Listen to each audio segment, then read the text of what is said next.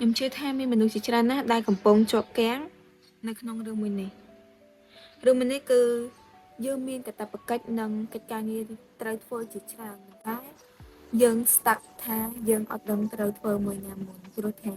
កិច្ចការទាំងនោះវាច្រើនពេកយើងចង់ធ្វើអានេះបន្តិចយើងចង់ធ្វើអានោះបន្តិចយើងចង់ធ្វើពេលអស់គ្រប់រឿងហ្មងទាំងដែលយើងមានពេលវេលាគ្រប់គ្រាន់ទេហើយអ្វីដែលយើងតែងតែគិត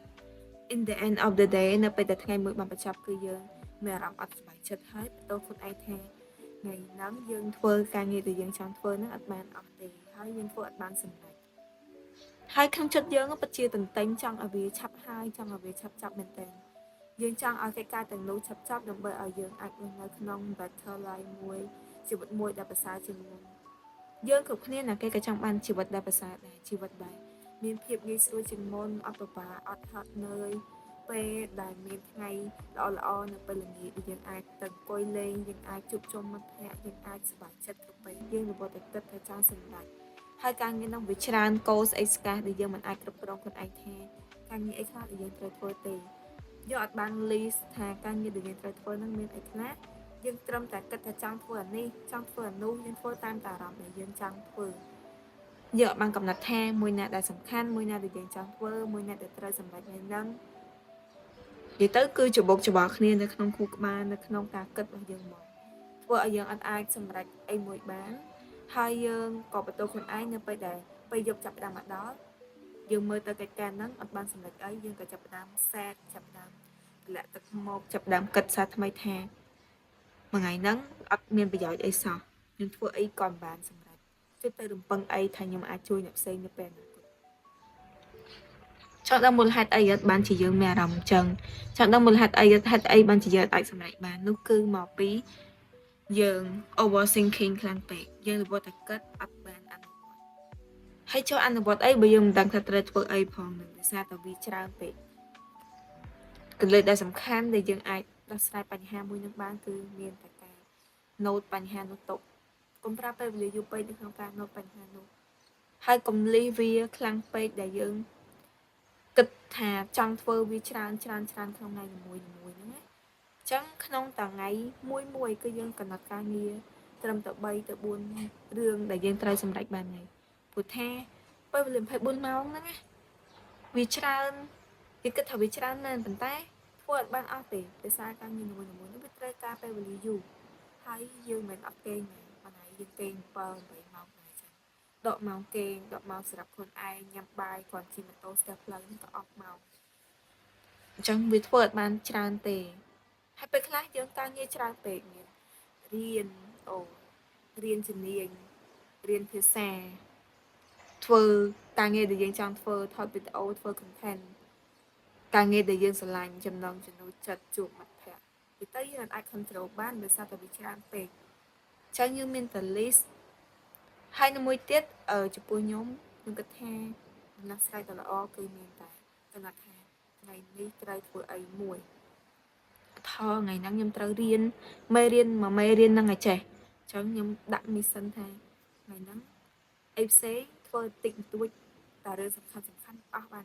ហើយរឿងសំខាន់ដែលយើងត្រូវផ្ដោតនៅបញ្ចប់ថ្ងៃហ្នឹងគឺរៀនមួយមេរៀនហ្នឹងឲ្យចេះថាទៅសេមថាទិញថាកត់ចេញជាចំនួនចម្លើយអីគឺផ្ដោតមួយមេរៀនហ្នឹងចេះមួយថ្ងៃ 1% លូតលាស់មួយថ្ងៃ 1%អញ្ចឹងបើ365ថ្ងៃយើងនឹងបាន365%ទៅ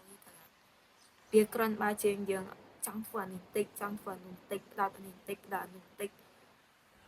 ហើយរឿងដែលសំខាន់ត្រូវធ្វើហ្នឹងយើងអត់ចង់ធ្វើអត់មានអារម្មណ៍ធ្វើមក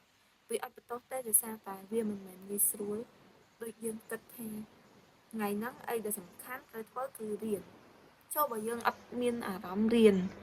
វាពិបាក control វាពិបាកមែនតើវាមិនមែនងាយស្រួលទេក្នុងការឆ្នះខ្លួនឯងអញ្ចឹងបើយើងអត់មានអារម្មណ៍រៀនតែយើងគួរធ្វើម៉េចទៅយើងអាច relax បន្តិចទេតែស្ដាប់ចម្រៀង5នាទីឬហើយយើងបែបថាប្រាប់ខ្លួនឯងថាថ្ងៃហ្នឹងខ្ញុំត្រូវធ្វើអ្វីហ្នឹងត្រូវតែផ្ដោតអ្វីហ្នឹងអត់បានបើយើងអត់មានអារម្មណ៍ធ្វើយើងប្រកាសជាមាន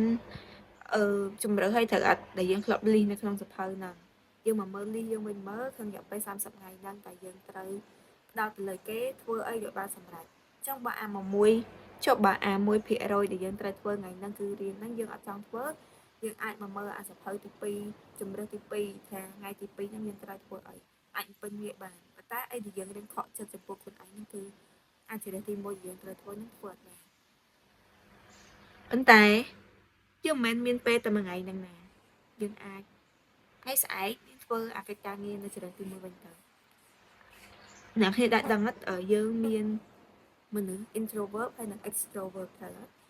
introvert និង extrovert គឺយើងចាត់ចែងជាពីរប្រភេទទៀតដែរគឺមាន extrovert 1 2 3 4អញ្ចឹង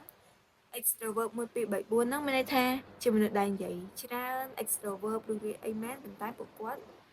មាននៅភាពលម្អិតច្បាស់លាស់នៅពេលដែលគាត់ចង់ធ្វើអីគឺមាន1 2 3 4ហ្នឹងឯងអញ្ចឹងរៀបកម្រងច្បាស់លាស់ថាចង់ធ្វើអី1 2 3 4ចឹងយើងអាចធ្វើមួយបើគាត់ធ្វើមួយហ្នឹងអត់បានសម្រេចទេអា1 2 3 4ហ្នឹងគឺគាត់អត់ធ្វើអីទេគាត់ចាំតែធ្វើអាមួយសម្រេចទៅគាត់ធ្វើពីរប៉ុន្តែមួយទៀតបើសិនជាមនុស្សបែបអីក៏បានគឺគាត់អាចមើលចរិតទី1ធ្វើបានគាត់នឹងធ្វើចរិតទី2សិនទៅហើយចរិតទី3ជ្រើបន្ទាប់រហូតដល់ពេលមួយដែលគាត់គិតថាគាត់ complete អាការងារហ្នឹងអស់ហើយក៏គាត់ចាប់ផ្ដើមទៅធ្វើអាចចំណុចដែលគាត់នៅសរសើរគឺយើងអាចធ្វើចឹងបានមិនចាំតែធ្វើ1 2 3 4តាមលំដាប់ទេចឹងបើអាទី1បរាជ័យគិតថា over all everything មែនអត់ទេចឹងយើងអត់ធ្វើចឹងទេយើងត្រូវតែមាន list ត្រឹមត្រូវ complete អីដែលយើងគិតថាធ្វើហើយរីករាយជឿថាយើងគ្រប់គ្នាតែងតែចង់សម្រេចនៅអីដែលយើងចង់បានដូចជាក្តីសម័យដូចជាជីវិត the better happy life better life ណាគេក៏ចង់ដែរហើយចង់ឲ្យវាជោគជ័យឆាប់ទៀតមិនថាខ្ញុំមិនថាអ្នកនរគ្នាជាពិសេសគឺខ្ញុំហ្មងគឺខ្ញុំចង់ឲ្យជីវិតនេះរឿង better ចង់ធ្វើការងារដែលខ្ញុំចង់ធ្វើឲ្យអត់ចង់ទុកឲ្យការងារហ្នឹងកោអត់ចង់ឲ្យអ្វីគ្រប់យ៉ាងហ្នឹងអត់បានជោគជ័យក្នុងថ្ងៃមួយហ្នឹងទេជាពិសេសគឺចង់ឈ្នះខ្លួនឯងចង់ឈ្នះថ្ងៃរបស់ខ្លួនឯងហ្នឹងជាទៅក៏ធ្វើឲ្យយើងហ្នឹង set ដែរនៅពេលដែលល្ងាចឡើងយើងអត់បានសម្រេចការងារអីដែលយើងចង់ធ្វើទាំងនោះចឹងមានតែការរៀប plan ឲ្យបានត្រឹមត្រូវ list ការងារយើងធ្វើឲ្យបានត្រឹមត្រូវឈ្នះខ្លួនឯងត្រឹមតែមួយថ្ងៃ 1% ទៅលើកិច្ចការដែលយើងចង់ធ្វើអញ្ចឹងវាអាចទៅរួចដែលយើងអាចឈ្នះអាចឆាប់សម្រេចទៅដល់គោលដៅនៃក្តីស្រមៃរបស់យើងមកគិតទៅមនុស្សយើងម្នាក់យើងអាចមើលឃើញទេថាជីវិតយើងទៅជាបែបណាអញ្ចឹងឲ្យយើងអាច control បានគឺមានតែធ្វើការងារដែលយើងអាចគ្រប់គ្រងបានក្នុងថ្ងៃនីមួយៗយើងអាចដឹងទេថាមានអីកាត់ឡើងអីដែលកាត់ឡើងហ្នឹងគឺវាអាស្រ័យទៅលើសកម្មភាពដែលយើងធ្វើយើងអាចសម្រេចចេញថាយើងនឹងអាចជោគជ័យទៅបែបនេះយើងនឹងអាចមានជីវិតបែបនេះប៉ុន្តែអីដែលអាច control បានហ្នឹងគឺជារឿងមួយដែលយើងកាត់ឡើងមកយើងអត់ដឹងទេអញ្ចឹងក្នុងនាមយើងជាអ្នកដែលចង់ឲ្យជីវិត better យើងមានតែ control អីដែលយើងអាចធ្វើបានក្នុងថ្ងៃនីមួយៗ